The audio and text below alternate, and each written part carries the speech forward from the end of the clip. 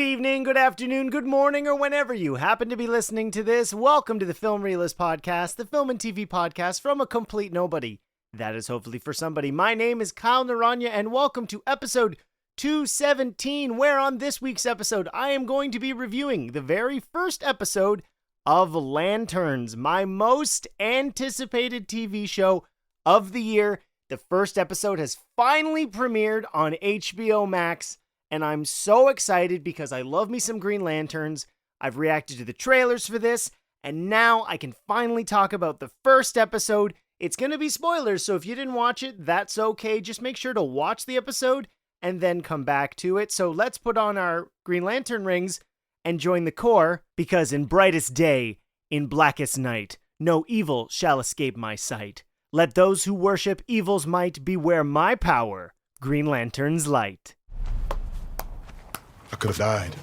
You want me to train you? I'm training you.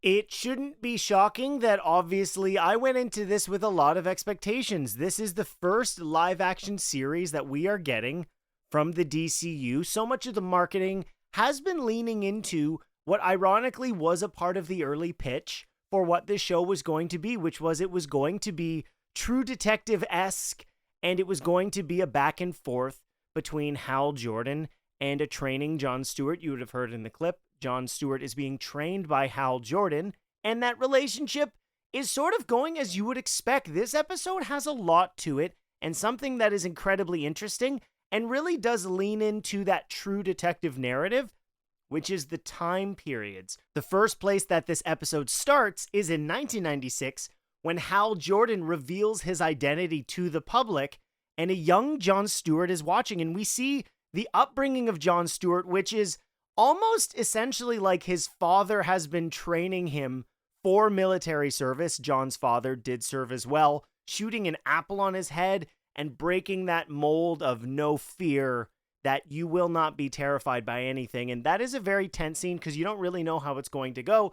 And the reward for not flinching or showing any fright is going to get a hamburger. Cutting to then later, where this dynamic has started, we see a back and forth between Hal. John is the military man. He is the architect. Obviously, Hal Jordan has served in the military, and we do get a brief scene in this episode where he describes his origin story, which is pretty much baked into what we know from the comics. He was selected and went and saw Abin Sur's body, and then eventually was given the ring and became the first Green Lantern of Earth. What's funny, though, in this show, within the first episode, is how it doesn't talk about Guy whatsoever.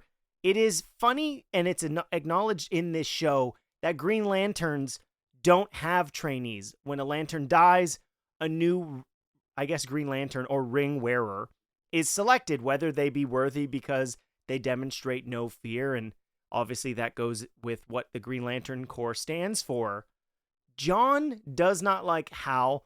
He does not think he's suited for this, which is really one of the most interesting aspects of the show I'm really excited to explore, which is obviously as a child to some degree, he idolized Hal Jordan, as you would. He was a military man who became a superhero, and you've seen what he's been over the 20 years of the show, leading into the main mystery, which is, ironically, at the end of a scene you've seen in the trailers, which is Hal puts the ring on the hood of the car for John to survive, only to meet up for tacos later, to which then what John has dubbed as a hologram,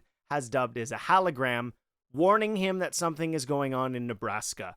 This setting and the rural nature of this is just, it's pitch perfect, because I've talked about the trailers on DC Studios podcast, about the selling of this show and what it has to be, which is so funny because it is almost oxymoronic, where you have HBO, which, yes, is obviously the network that built The Sopranos and The Wire, but then it exploded to new heights with something like Game of Thrones, which, yes, had a very grounded nature to it, but it also had dragons and witches and magic, and obviously the White Walkers, which were just winter zombies. So the supernatural has not been something that the HBO crowd is against when their biggest show of all time was a gritty fantasy show.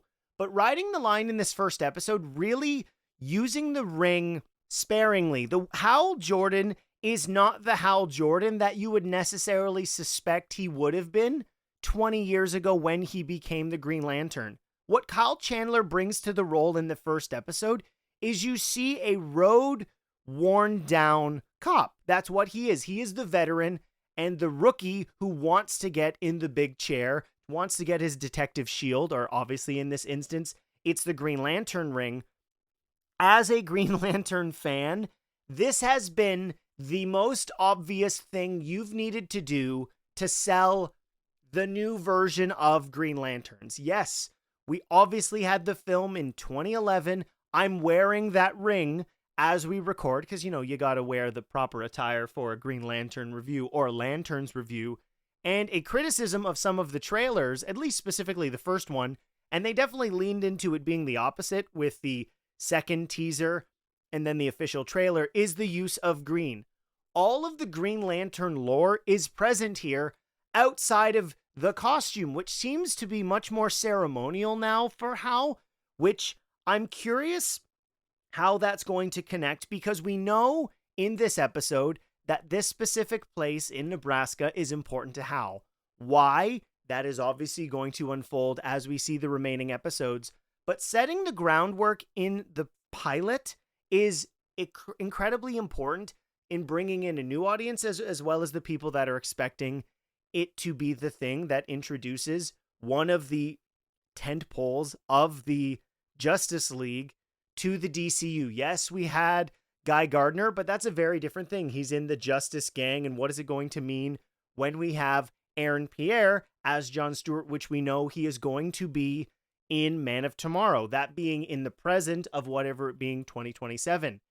And the 10 years we experience is the 2016 timeline, and this was a major reveal in the episode, as well as 2026. The main mystery of the series is going to be explored with Hal Jordan and John Stewart having that mentee-mentor relationship, and the back and forth with how they are going to approach what seemingly seems like, unfortunately, just another shooting in a random spot in the United States that Hal has an inkling, and this is how he's operated his entire life. He is the fighter pilot who flies quite literally by the seat of his pants, that something is amuck here, and the minute it gets into extraterrestrials or aliens being involved in Earth, it goes under his jurisdiction.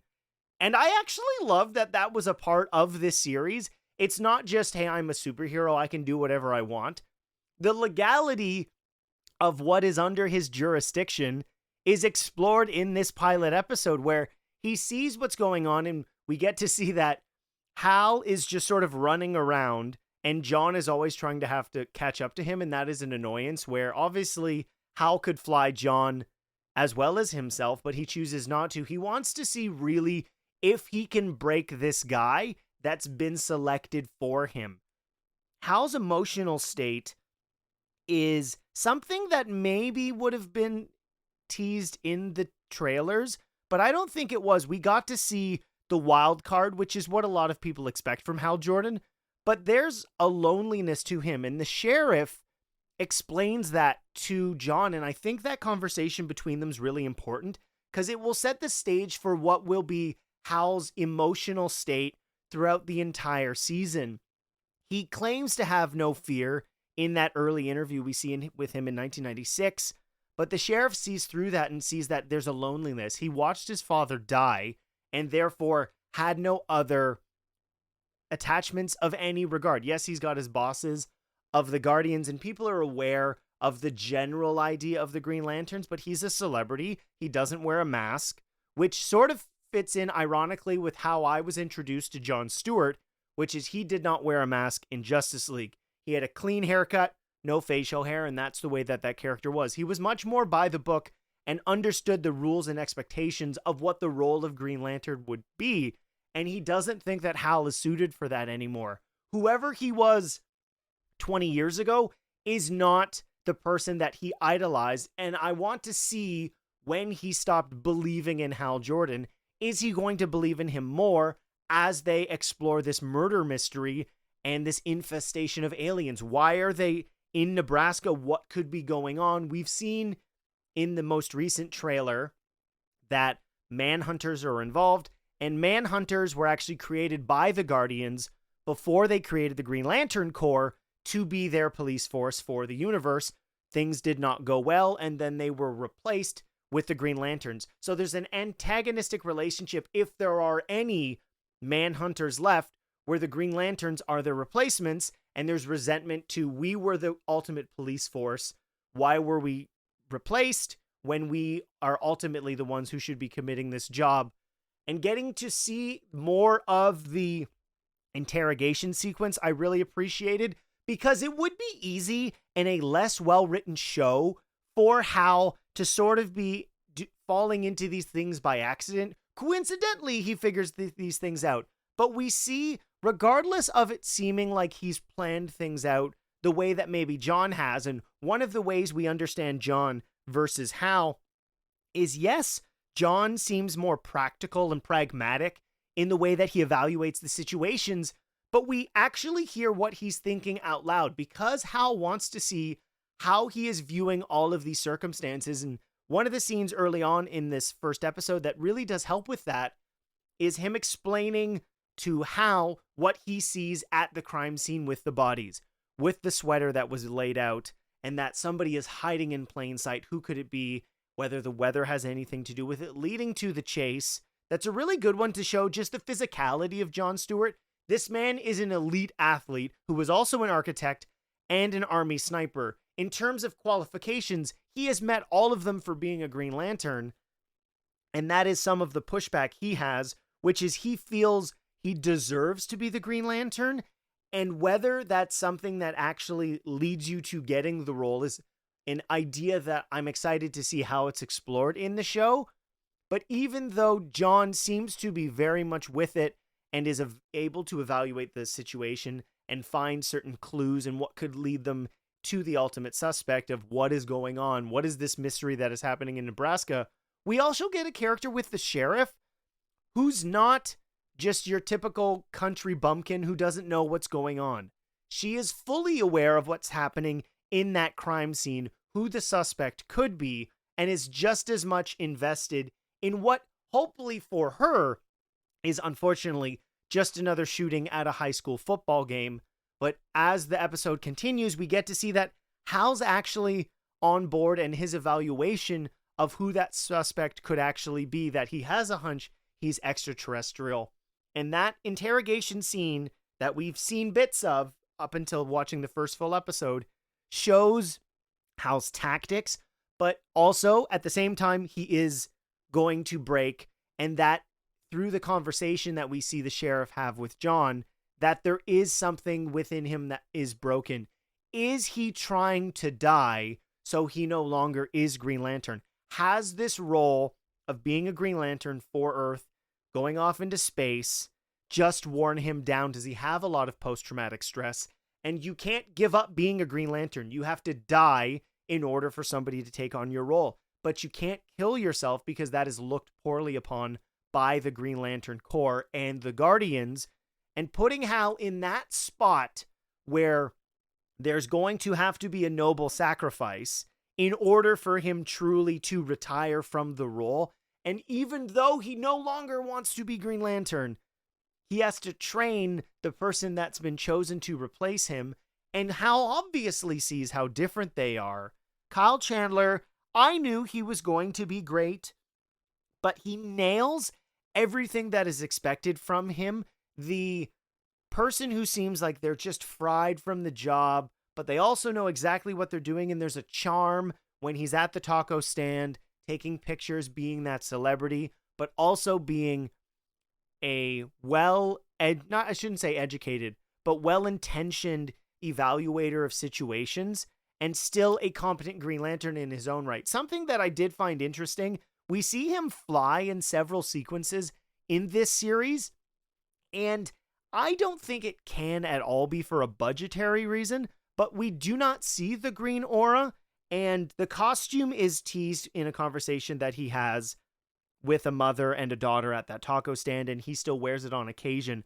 So I'm curious if the way that they're going to function with constructs, because we see him make a bottle opener, which was at the end of the official trailer that was released during Comic-Con, is a tangible, usable item until he decides to destroy it. Are the costumes something like that? Just because the tangibility of Green Lantern constructs, I wouldn't say it's necessarily been debatable, but there's been a curiosity as to how do they function in reality? Or is it in fact an actual uniform that is given to them by the Green Lantern Corps? I don't know. We've seen Kyle in the costume later on in the series, or series, season, whatever.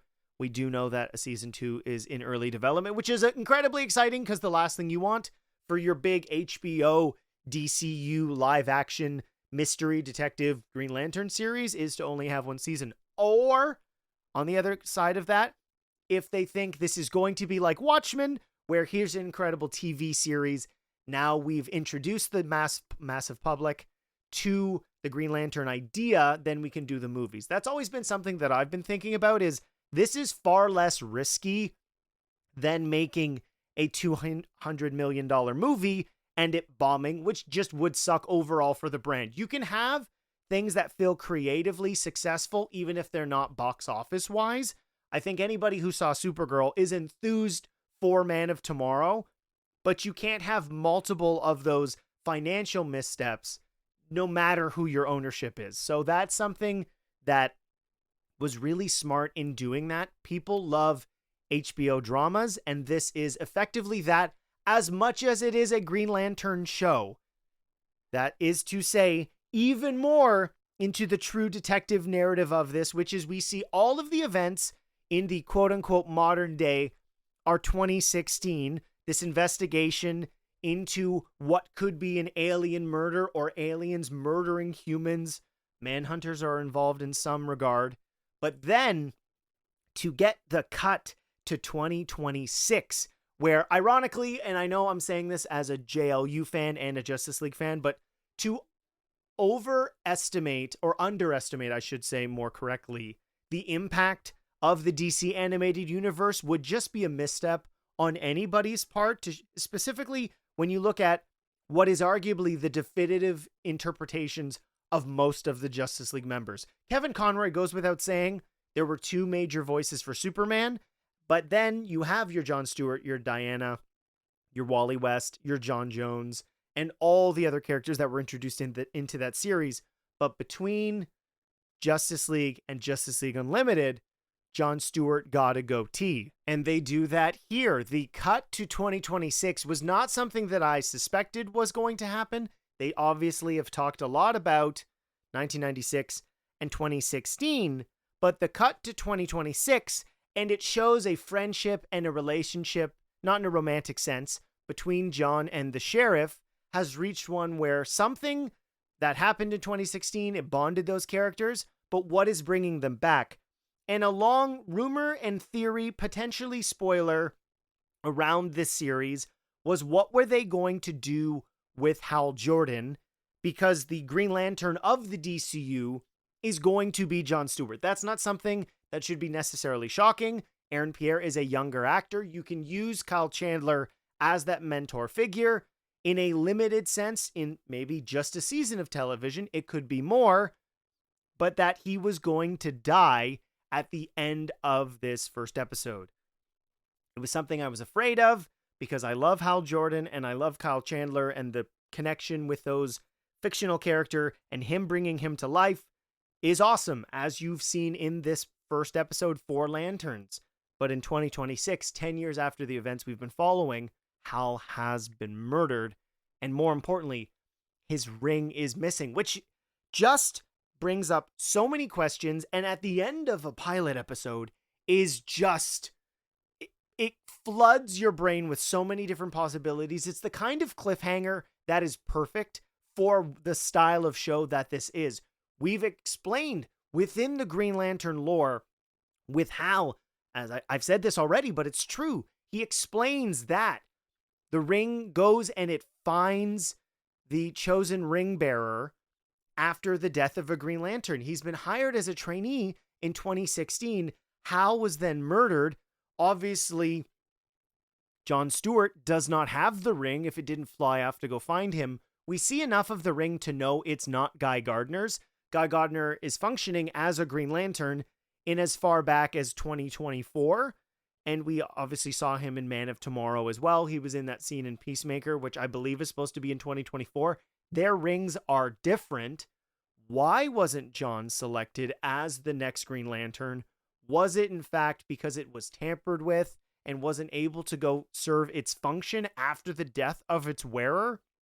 There were so many ideas in what leads many people to believe, as well as myself, I'm assuming, after watching this first episode, what went wrong in 2016. Because if they successfully solved this murder case and Hal goes off to continue being Green Lantern, which it's a safe assumption at this point, John is no longer his trainee. He leaves. So the circumstances with the character's separation is clearly not one of positivity. It has to be some form of negativity, or there's a next phase of whatever this invasion is going to be. We have characters teased in the trailers and in the casting that there might be Red Lanterns involved, as well as Guardians showing up in this series. So there's so much of the Green Lantern lore that is going to be injected into this series. Anybody afraid that it was going to move away from any of the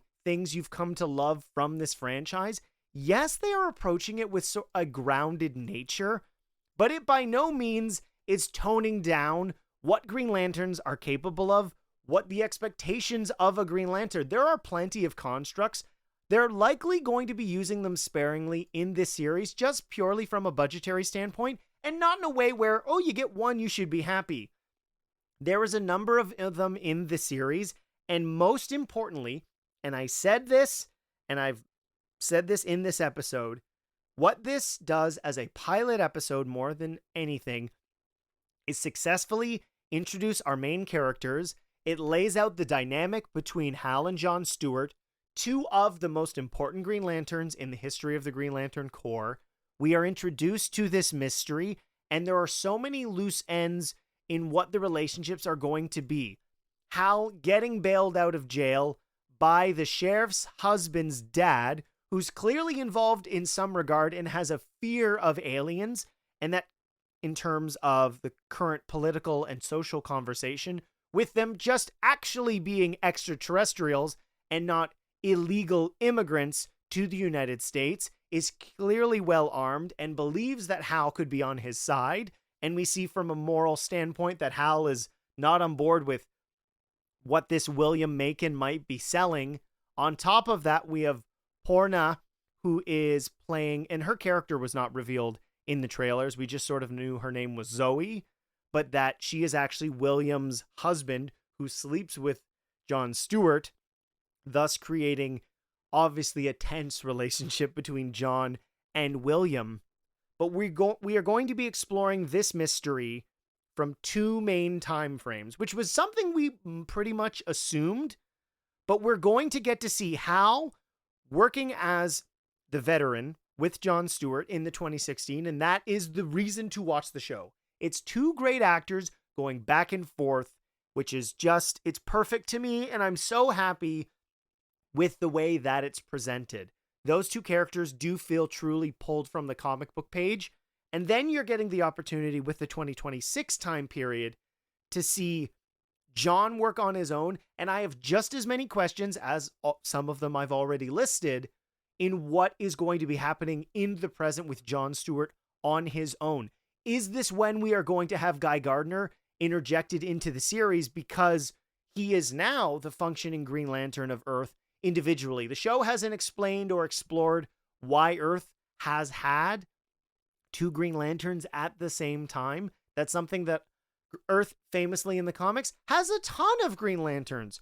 We have Jessica Cruz, we have John Stewart, we have Kyle Rayner, we have Guy Gardner, we have Hal Jordan. There's Alan Scott, who was the very first Green Lantern. Then we have Simon Boz. Earth always has so many Green Lanterns, and if the political nature of having more than one is a part of this series, I would not put it past any of the people involved. The writing crew with this, with Chris Mundy, Damon Lindelof, and Tom King, all of those people understand how to successfully build an HBO drama, and you have Tom King and Damon Lindelof who have worked in comics. Obviously, this shouldn't be a surprise to anybody, but Damon Lindelof made Watchmen. So any expectation from the people coming into the show as the showrunners should excite you, and I was not disappointed by this pilot episode. If it did anything, the main success is I immediately wanted to watch episode 2, and that is the way that a show like this should function. It is week to week, but each episode needs to function effectively on their own, and I'm so amped for where we are going to be going with this series, and an interjection of more characters into the DCU that aren't specifically under the Superman saga. This is the green part of the Justice League, and the first episode did that really effectively. I'm super pumped for it. That will do it for my thoughts on the first episode of Lanterns. Did you watch it? Make sure to let me know in the comments. Now let's get to entertainment news of the week. Tonight at 11. Doom! We're sitting on top of the story of the century here. But that's not all, folks. Here's the real blockbuster. Brace yourselves, you might want to sit down. And I need all of you to stop what you're doing and listen. This is the week of news, specifically this weekend, which was D23, which is a fan convention where Disney as a studio announces, gives some footage, some of which we actually got to see in the public, trailer reactions for Avengers Doomsday, as well as Vision Quest, have already been released on the social media accounts for the film release. So make sure to check those out so you can see my first reactions to those main trailers. But holy cow, there's a lot to get into, so I'm not going to waste any more time. The first thing that I absolutely have to talk about, is the live actions Power Ranger series is no longer moving forward. Now, I have not had a lot of time on this podcast to talk about how much I love the Power Rangers. Growing up with the Mighty Morphin Power Rangers, I followed it all the way through to my mid-teens, and then I got back on board and watched. I've seen every season. I own 20 seasons of it on DVD. I have some of the legacy morphers. I absolutely love this franchise. Over this past summer, I've actually been reading through all of the Boom Studios comics, which dive into the lore and treat Power Rangers with the respect that so much of pop culture doesn't give them.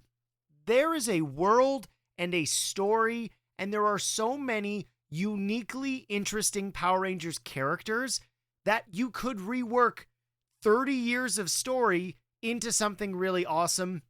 And with so many things getting revitalized, it does bum me out. I understand from the business standpoint as well as budgetary that it would be an expensive show. If done well, though, this is a franchise that offers something solely unique that we don't have. Ninja Turtles has gone animation. A action show that has martial arts and kaiju giant robots. Pacific Rims are gone. There is a lull in this area of entertainment, and I'm very sad it is not moving forward. I doubt it's going to be picked up by any other network.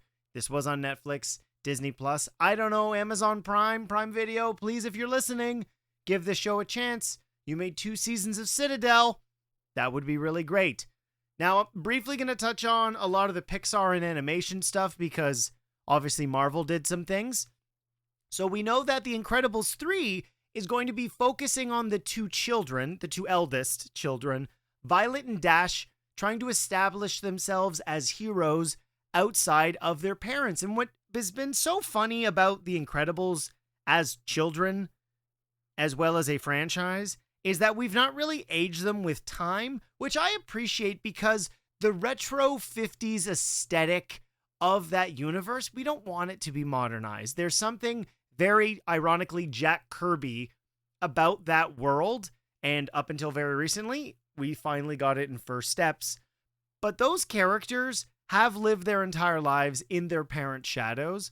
Mr. Incredible and Elastigirl, what are they in their own identity? Are they going to try to rebrand?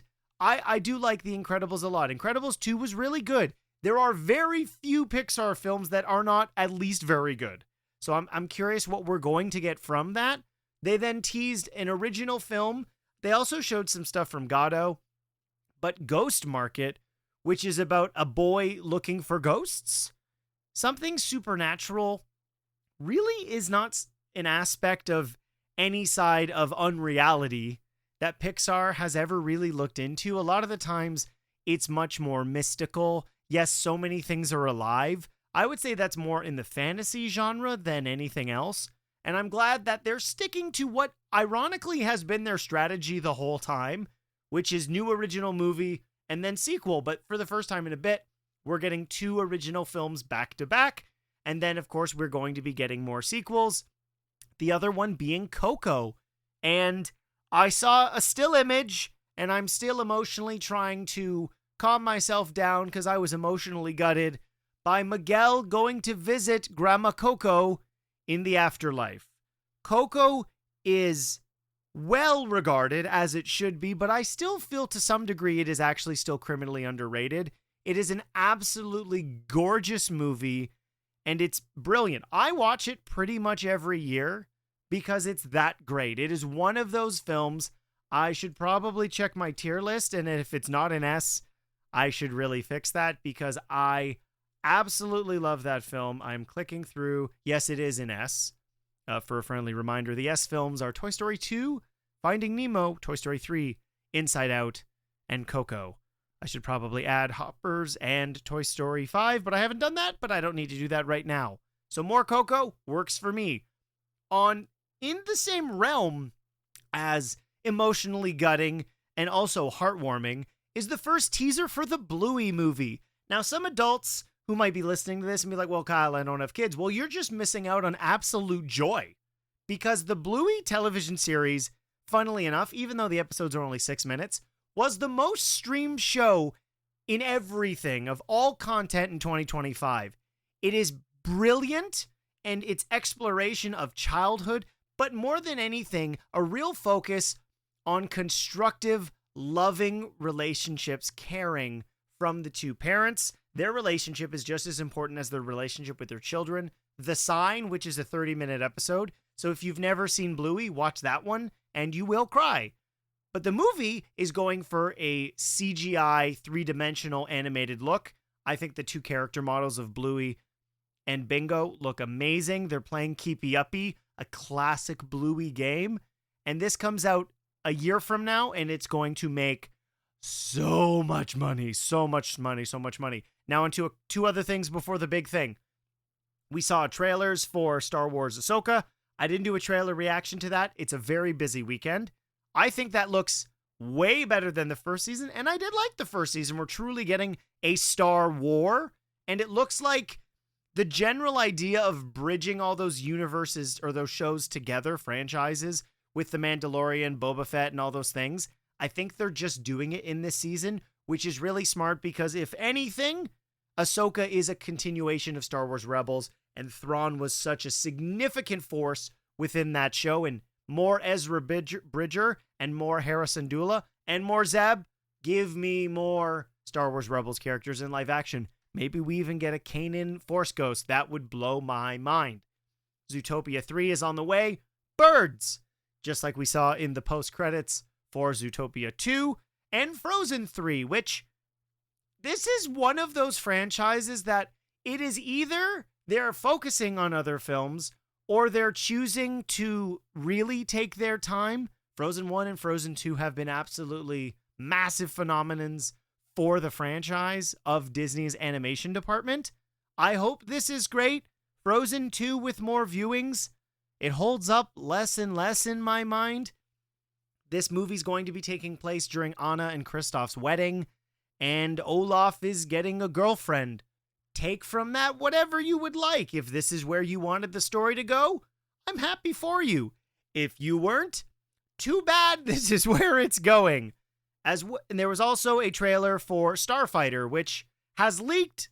I haven't seen it. I don't watch the leaked trailers. I wait for them to come out officially. There might have been another movie that had a trailer leak, and I'm not even going to acknowledge what it was, because I feel terribly for the people who have worked so many years on creating a conclusion to a trilogy that may be a testament to the art form, period. we got an X-Men announcement, people. Now, of course, we knew some of these characters already that were going to be a part of X-Men. We did get a confirmation of a May 5th, 2028 release date. Let's start off with, I would say, the biggest. Adam Driver. Kevin Feige has said it himself that he has been one of those actors that they every year annually would have a Zoom call and Adam would listen and he would pass. He has worked under the Disney banner of being Kylo Ren in the Star Wars sequel trilogy, but clearly he was looking for something more meaty to sink his teeth into, and I respect him for wanting to do that. And in a funny Zoom call way, it was revealed that he will be playing Nathaniel Milbury, also known as Mr. Sinister. If you grew up with X-Men the Animated Series and X-Men 97, we know how important that this villain is to the X-Men franchise. And it's an antagonist fans of the live action films have been waiting for so long. I would say millennials, our major influence and awareness of the X-Men was the animated series, and we're aware of him then. There were teases to him in other things. Most recently, it would have been Logan. There are references to him existing, but finally getting to him is awesome. We then have Chris Abbott, who was rumored to have tested for the role of Charles Xavier. He has now been officially cast. Chris Abbott was actually in a Marvel movie already, for those who don't know. He was the Foreigner in Kraven the Hunter. So we have that. And then we have another actress who is absolutely having her moment now, but as Andy Babak and myself would agree, Indy Navarrete was awesome as Lana Lang's daughter in Superman and Lois, who was critically acclaimed in Obsession, has been cast as Rogue. Rogue is a character that was obviously so important in the first X-Men, but given less and less to do. It's ironic that in Avengers Doomsday, which comes out this year, we're getting Gambit, her very popular love interest.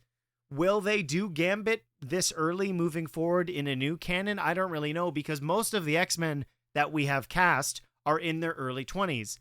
I don't want to break this to Channing Tatum. He is not. So that's really funny to me. And then Maya Boyd has been cast as Storm.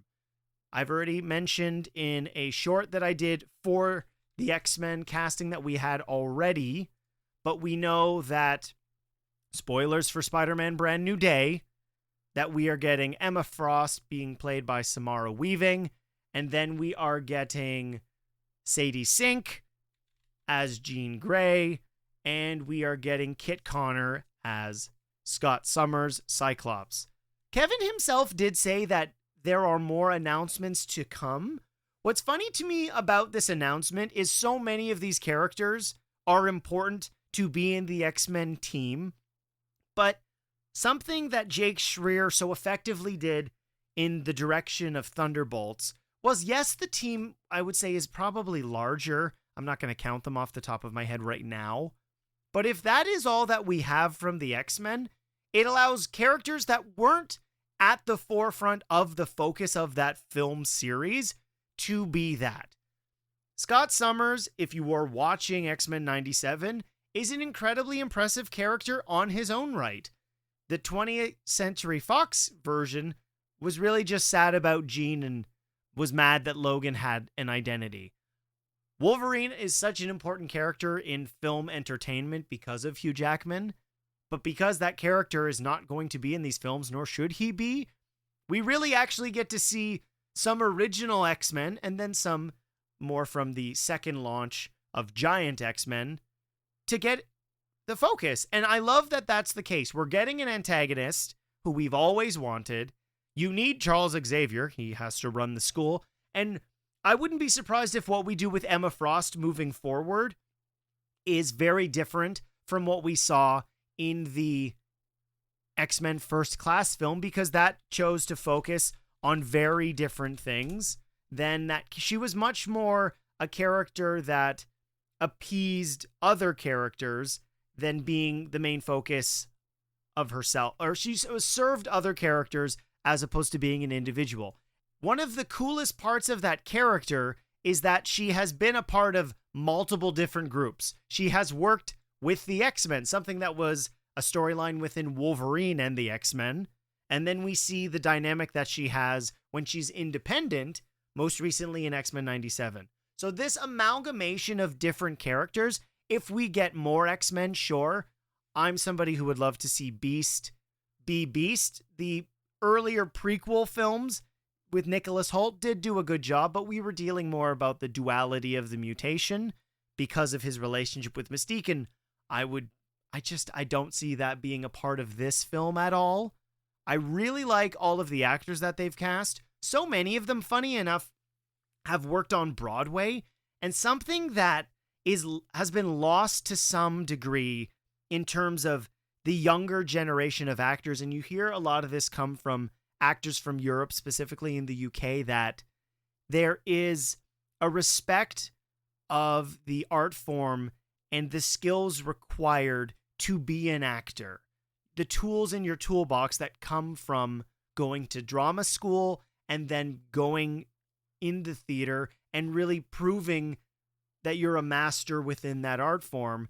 And so many of these actors having been on the stage shows that it's much more about the performance, diving into characters, really understanding who that character is and bringing them to life. And so many of these actors have been a part of known franchises that they're now getting the opportunity to completely redefine the X-Men and mutants within pop culture, because we've had such a hodgepodge relationship in the way that they've been portrayed. You had the earlier trilogy with the much older cast, and then we had the prequels that were reestablishing the continuity, which is ironic because Disney/Marvel has released a rewatch list of everything we're supposed to see before Doomsday, and so many films from the X-Men franchise just are not included in that because the continuity became an absolute disaster.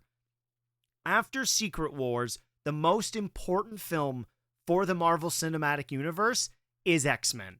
This movie has to work because moving forward in the mutant saga, we need to reestablish how Kevin Feige's, I say in air quotes, Earth 616 has changed in the events. We have slowly been teasing the idea of mutants in the multiverse saga, not in a way in which I thought they were going to be introduced. I had long had this theory, and this is not a criticism that they didn't do what I had planned, but with Thanos snapping people out of existence and Bruce Banner, Smart Hulk, saying that there seems to be some sort of gamma radiation as a result of snapping the Infinity Gauntlet, or using it, the blip, snapping your fingers, creating a existence and then non-existence of everyone across the universe, that would create the opportunity for half of, if not a percentage of the population, to have mutated because of a high-level dose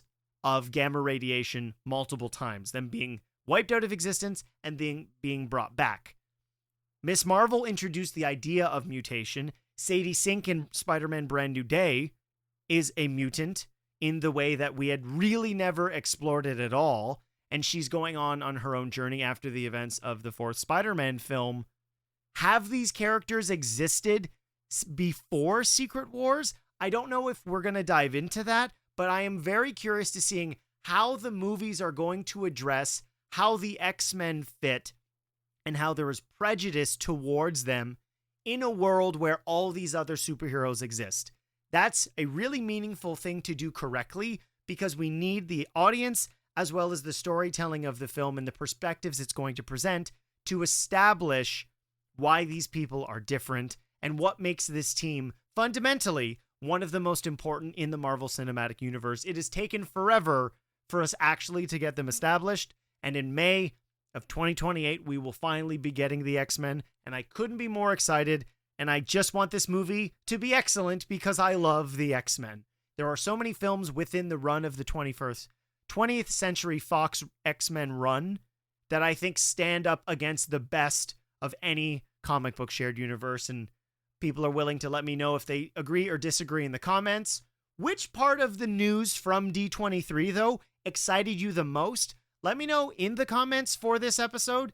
But now it's time to hear what listeners had to say about who their favorite Green Lantern was in the question of the week. Can I ask you a question? Just one? There's something I've been meaning to ask you. I ask the questions, you answer the questions. Why do you ask questions to which you already know the answers? Did that count as a question? Yes. Damn it. Who is your favorite Green Lantern? That was the question for this podcast, and we got a lot of different answers because Green Lanterns have been around for a long time. Scotty Cameron writes in, Kyle is going to love this. My favorite Green Lantern is Kyle Rayner. I love that he's a young adult and aspiring artist. The young adult aspect makes Kyle probably the most relatable Green Lantern, and the artist aspect gives him the coolest constructs. I agree. He's not my favorite, but I love Kyle Rayner. So many of the Green Lanterns, with their crazy run of different ones, they're each individually very separate from each other. This isn't an instance where, for a little bit before a massive comic book shift in the universe, Jason Todd initially was introduced, and he was very much just a Dick Grayson clone till they later retconned it and he became the car thief and murdered by the Joker. Scotty, I knew you would appreciate that, and Scotty has more to say. I will say, I didn't consciously reference Spider-Man and his amazing friends, but I love that Kyle brought it up. I was mostly thinking about how Spider-Man dated Kitty in the comics, and Spider-Man, Iceman, and the Human Torch are best buddies in the comics. I really do hope we get Iceman in this team. Angel, Beast, and Angel, Beast, and Iceman are the only X-Men from the original team that they haven't cast. I'm still kind of hoping that we do get them. So I don't know. Kevin said they're good. There's going to be more. Comic-Con's probably the time to do that, or maybe in October for New York Comic-Con or New York Fan Expo, New York Comic-Con. I can't remember which one it is. Dylan writes in, for the comics, I grew up in reading 80s Hal Jordan and with crossovers with the Green Arrow, but as far as movie and TVs, it's got to be Jon Stewart, of course, thanks to the DCAU. Totally agree with that, Dylan. There's been so many great Green Lanterns. Road Sign Thieves Music says, for me, it's Kyle. The idea of an artist who has the power to create anything he can imagine is just so cool. Robert Einart, 9982. My favorite is the one we'll never see, Alan Scott, the first Green Lantern. I saw a lot of people talking about this.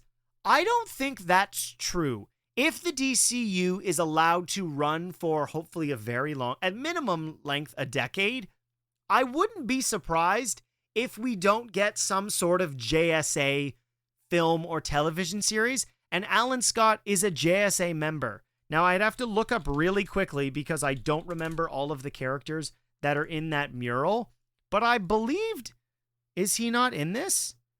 Oh, he's not. I had always been under the assumption that Alan Scott was on this mural, and I'm looking at it right now. He's not. But that doesn't mean he didn't exist. Alan Scott, there is a possibility. Maybe it's in Lanterns. I have absolutely no idea. And then David Climmy, I'm hoping I'm saying that correctly, said Kyle Rayner. There is a shocking amount of Kyle Rayner in here. I know we did get some people who were left anonymous who said they really liked Jessica Cruz. If you don't know who that character is, I would say the best introduction to that character is Justice League versus the Fatal Five. It is also a DCAU film. Check that out. It introduces her to that canon and the foundation of who she is and why she's so important, specifically in what is a Green Lantern, No Fear. It's a great character, and what they do with her in that story it's really awesome. And she's one of the main leads of the story, and the Justice League are kind of supporting characters to her, which I love. Thank you to everybody who submitted their answers for the question of the week. Now, next week's episode is going to be one of those ones where a show is in the middle of its run, and I'm finally going to have the opportunity to talk about it because there's been so many massive premieres and big movies throughout the summer of 2026, which is it's going to be a review of the first half of Star Trek Strange New Worlds Season 4. And because that is the inspiration for the question of the week is, who is your favorite Star Trek Enterprise captain? To let me know, you can comment below on YouTube and Spotify. You can also email the podcast, filmrealistpod @gmail.com. Or, if you would really like, you can @FilmReelist on any of the social medias. Just make sure to include the hashtag QOTW. Before I let anybody go, I have one more comment on their favorite Green Lantern, because they always think that I miss them, and I don't want them to think that I did that, which is Jermaine Jones, who is a diehard fan since day one of the podcast. It's John Stewart, because I see him in me and the DCAU. I'm a low-key fan of Jessica Cruz, and I hope she appears in Lanterns somehow. Jermaine, I didn't forget you. I want it to be a big point that I acknowledged it at the end of the episode. To all of my listeners, thank you for supporting the podcast. If you're choosing to subscribe on YouTube, which would be awesome, as well as liking the video, it helps it get seen by more people, showing up on the homepage, giving the opportunity to gather new listeners just like you. If you are listening on your favorite podcast platform, follow and leave a 5-star review if you have the opportunity to do so. I appreciate everybody who chooses to spend however long with me on their daily commute while they're doing dishes, folding laundry, heck, maybe even mowing the lawn. Thank you so much for listening. My name is Kyle Naranya, and I will see you next time.